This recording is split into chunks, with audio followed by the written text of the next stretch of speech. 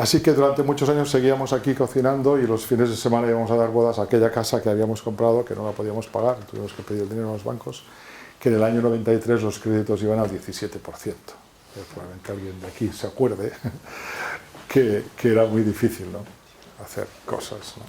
Pero bueno, nos liemos la manta a la cabeza, como os decía, con más atrevimiento o con más corazón que cabeza, pero al final salió, ¿no?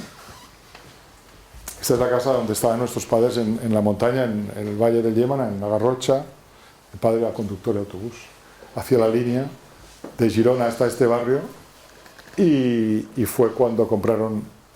Primero era solo un local, luego pudieron construir, bueno, poco a poco fueron creciendo.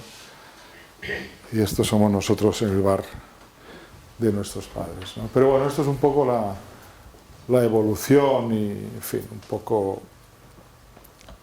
Y también mis hermanos, ¿no?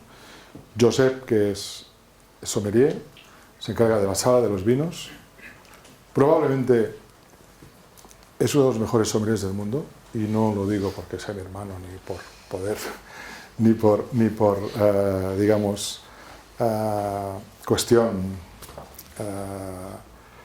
de compromiso, sino porque está contrastado, porque lo dicen los profesionales, porque ha recibido tantos reconocimientos que lo avalan, ¿no? Pero además porque es un personaje clave en esta historia, ¿no? Cuando hablaba antes de que la gente es lo más importante en un restaurante, nosotros tenemos la suerte de que el núcleo fraternal que formamos con mis hermanos, con Josep y con Jordi, que vino más tarde, Jordi es mucho más joven que nosotros, no contábamos con él. Abrimos el restaurante Josep y yo, pero no contábamos con Jordi. Y al final ha resultado que Jordi es el más genio de los tres, el más creativo de los tres, el que aporta más valor añadido a nuestra innovación y a nuestra creatividad, prácticamente sin darnos cuenta de qué es lo que estaba pasando, porque él se integró en esto. Él estudió en la escuela de hostelería también como nosotros, por inercia, ¿no? Él, si le preguntabas, con 14, 15 años decía que quería ser bombero, otro día te decía que quería ser cualquier otra cosa, ¿no? Pero no ni cocinero ni camarero. Pero fue a la escuela de hostelería, como os decía, por inercia, ¿no? Hizo todos los estudios de la antigua FP, ¿no? Los 5 años de la antigua FP. Acabó sin saber todavía qué iba a ser. Se metió en la sala con Pitu y a hacer de camarero. Se dio cuenta de que los cocineros salían antes. Llegaban antes a la discoteca y dijo: yo quiero ser cocinero. Se metió en la cocina y luego se dio cuenta de que también empezaban antes, con lo cual se le cruzó el rollo, no le funcionaba. Y hubo una circunstancia que hizo que Jordi se enamorara de la pastelería, que es que en esa época teníamos trabajando con nosotros a un pastelero muy bueno, se llama Demian Alsop, galés, formado en grandes casas de Francia y de Inglaterra, con una formación técnica de pastelería, como yo no había conocido a nadie todavía hasta ese momento, porque había muy buenos pasteleros, pero de pastelería. Pasteleros de restaurante es otro oficio, eso lo sabéis, no había tantos. Entonces Demian era un pastelero de restaurante, un postrero, como Jordi cuando tiene que decir qué es lo que hace o qué oficio tiene, dice que es postrero, ¿no? Porque no es pastelero, es otro oficio, es verdad. La cuestión es que Jordi recibió una formación que yo no le podía dar, porque no la tenía, yo era cocinero, y el mundo de la pastelería es otro mundo, aunque hacíamos nuestros postres, claro, antes de que Jordi se incorporara dábamos postres, pero era un coñazo, porque es otra mentalidad, ¿no? Es otra manera de pensar. Piensas en dulce o piensas en salado, piensas en una cocina intuitiva o en una cocina de precisión, ¿no?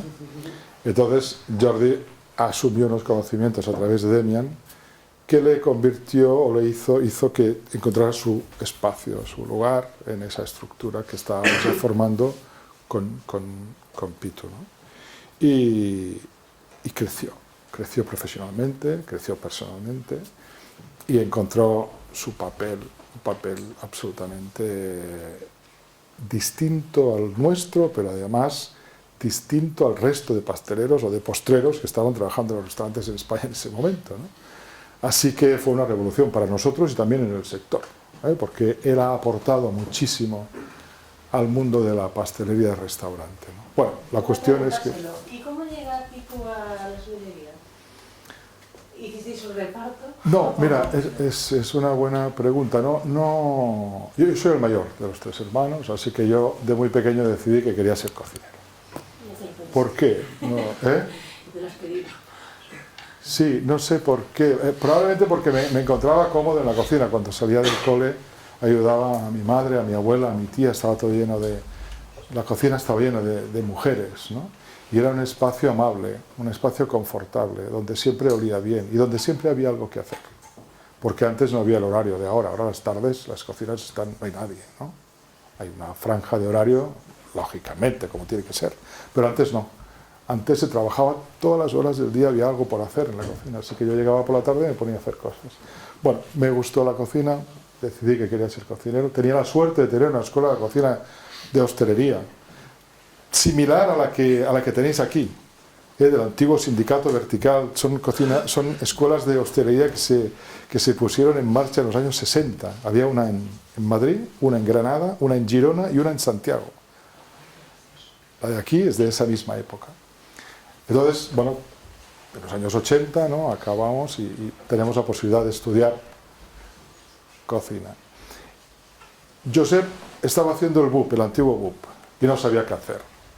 Entonces le hicieron decidir, porque entonces se obligaba a decidir también, ¿no?, letras o ciencias. Y digo, hostia, no lo sé. No lo sé, ni una cosa ni la otra. Y en esa discusión, oye, ¿por qué no vienes a la escuela de hostelería? Que entonces había los grados convalidados, podías en 2 años hacer lo que se hacía en 5, cuando venías del BUP, ¿no? Entonces, entró a la escuela de hostelería a hacer servicios para ver qué, porque no sabía si letras o ciencias. Entonces, se enamoró del mundo del vino. Se enamoró absolutamente, tanto es así que no para de viajar, de conocer, de escribir. Ahora acaba de publicar un libro maravilloso con una psicóloga, con Imma Puig, que trabaja con nosotros, que es sobre cómo se parecen los vinos a las personas que los hacen. Han escogido los 10 mejores viticultores del mundo y han hecho un libro sobre ellos, sobre las personas y los vinos que hacen esas personas. Es un libro maravilloso sobre el mundo del vino. Es decir, que va un poco más allá de lo que se ha escrito hasta ahora sobre vino, y sobre maridaje, y sobre conocimiento del mundo del vino. Bueno, la cuestión es que la razón, pues probablemente por esa inercia, por probar, por curiosidad, por ver qué, por dudar de lo otro, hasta meterse y ver que, bueno, y una vez salió de la escuela, de eso fuimos muy precoces, porque con 20 años él y yo 22 abrimos el Selle de Can Roc, un restaurante gastronómico, que era una cosa rara hace 30 años, restaurante gastronómico. Entonces, bueno, así fue de sencillo, y así hemos creado una complicidad fraternal y un equipo que nos entendemos muy bien trabajando juntos, y que de hecho llevamos ya, pues eso, 30 años, ¿no?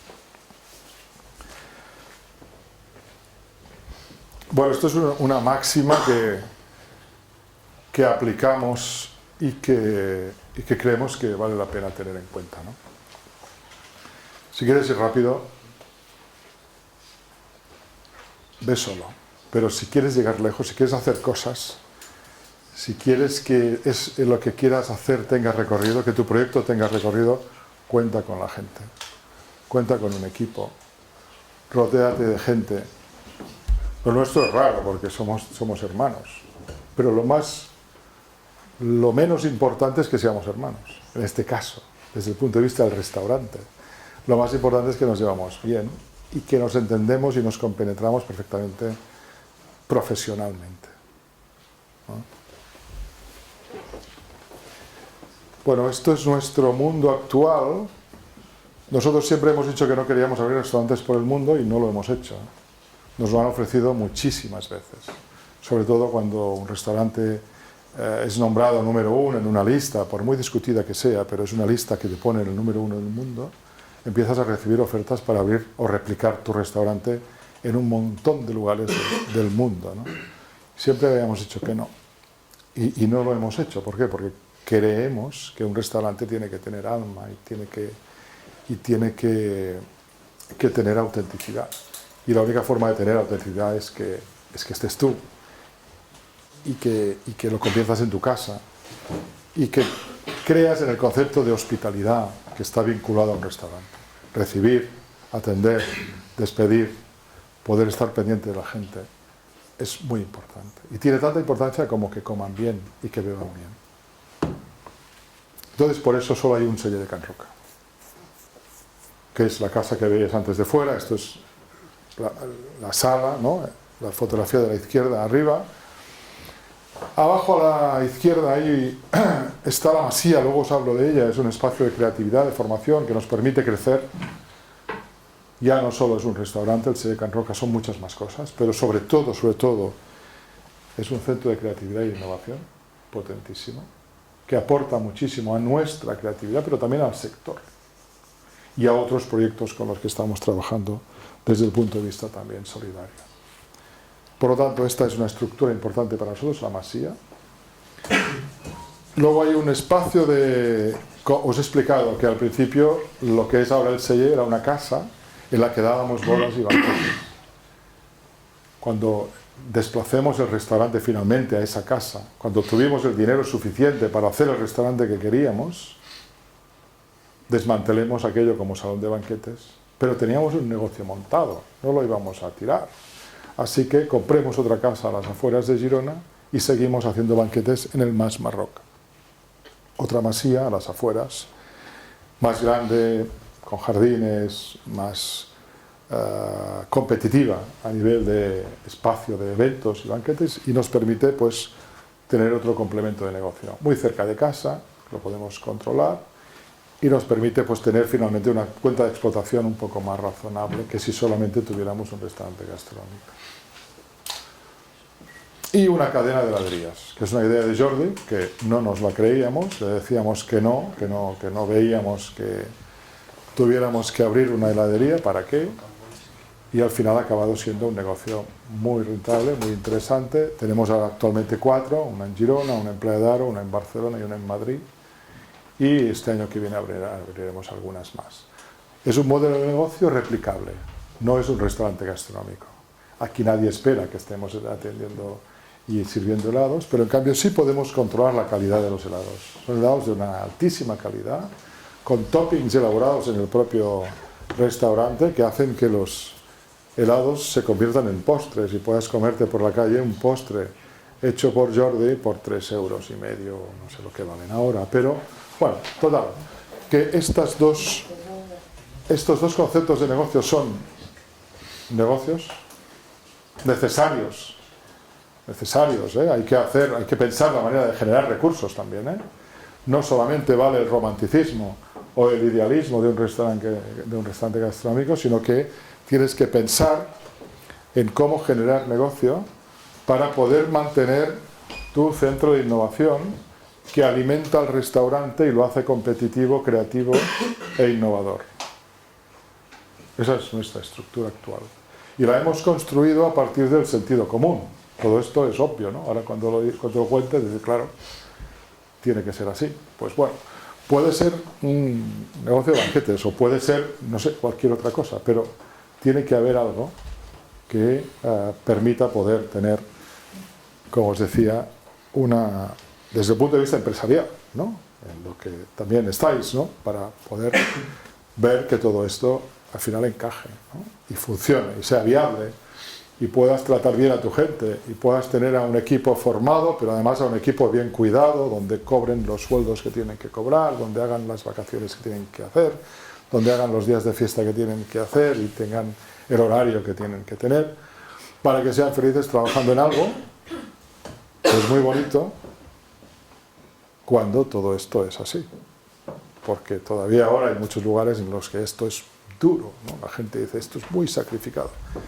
Sí, es verdad, pero también hay un ideal, también se puede llegar a normalizar, se puede llegar a hacer racional el horario, incluso el salario y las condiciones de trabajo en un restaurante, ¿no? Por lo tanto, para que todo esto cuadre hay que generar valor y hay que facturar para poder retribuir bien, ¿no? Entonces, en eso estamos, ¿no? Esa estructura nos permite poder hacer eso, que es súper importante.